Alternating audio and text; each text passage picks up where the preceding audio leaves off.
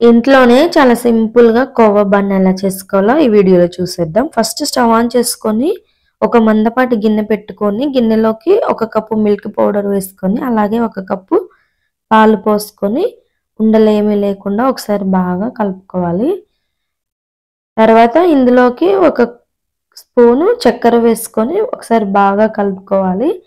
Consistency అనేది ఇలా వచ్చిన తర్వాత కంప్లీట్‌గా స్టవ్ ఆఫ్ చేసుకోవాలి.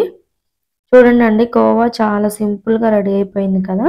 ఇప్పుడు మనం ప్రిపేర్ చేసి పెట్టుకున్న కోవాను స్లోగా ఒక బన్ తీసుకొని కట్ చేసుకొని, దీని మధ్యలో కోవాను అప్లై చేసుకోవటమే.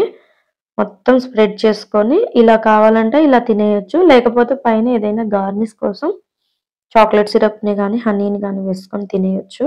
అంతే అండి. నా వీడియో గనుక నచ్చినట్లయితే లైక్ చేయండి.